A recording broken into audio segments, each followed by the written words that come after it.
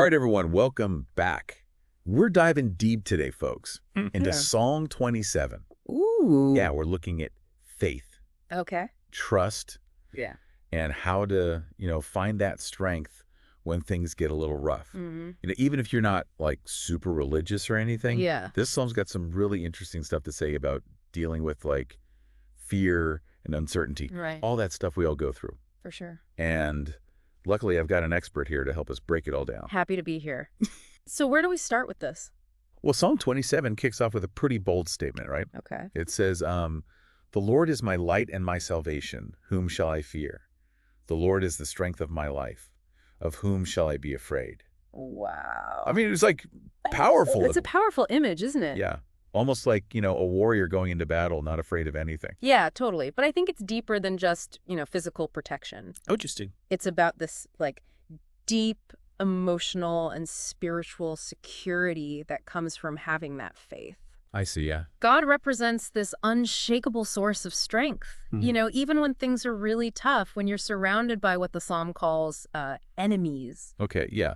But don't we all kind of do that today, though? Like find strength in different things. Sure. Some people find it in, I don't know, their communities, maybe their own resilience, or even like a specific belief system. Absolutely. You hit the nail on the head, whether we call it faith or inner strength or something else entirely. Having that anchor, that something to hold on to, Yeah, it can really help us face challenges head on with a bit more courage. makes sense. So moving on, there's this part in the psalm where the writer talks about longing to dwell in the house of the Lord. Yeah. Beautiful imagery. So what's that all about? I think it speaks to that universal human need for connection, Uh-huh. that need to belong. This house of the Lord, it's not just a building, right? Right. It represents a place of peace, of solace, of feeling close to something bigger than ourselves. Oh, I get it. It's that yearning for sanctuary, for that feeling of being held and understood. Yeah, totally. I mean, we all search for those places, right? I do. Those experiences that give us a sense of peace, that ground us. For some folks, it might be nature. Absolutely. For others, maybe it's through meditation or spending time with loved ones, something like that. Exactly. It's all about finding what truly centers us. Mm-hmm. But then the psalm takes a bit of a turn.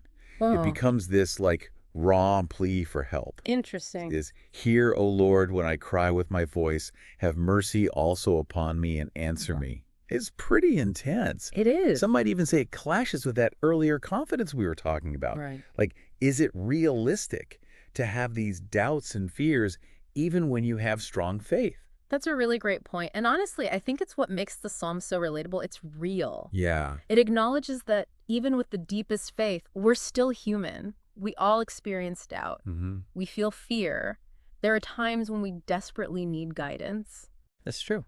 It's about recognizing that it's okay to reach out. It's okay to ask for help, to admit when we need support. So it's not about pretending we have it all together all the time. Exactly. That's a good reminder.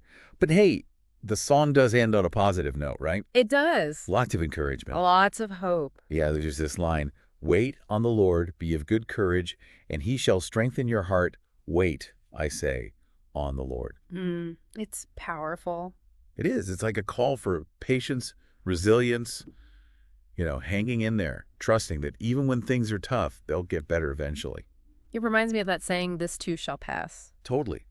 And just believing that, holding on to that hope, can be incredibly powerful, I think. It really can. It's like whether we find that strength through faith or through our communities or even just within ourselves.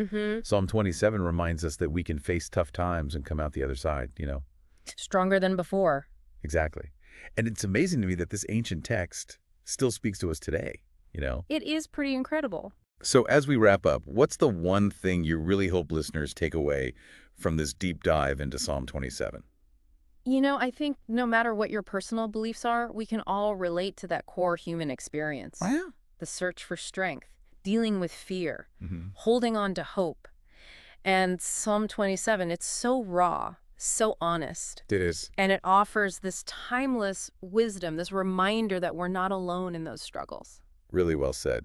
Thanks so much for joining us for this deep dive into Psalm 27. It's been a pleasure. And to everyone listening, keep exploring. Keep the conversation going. We'll catch you next time. Bye, everyone.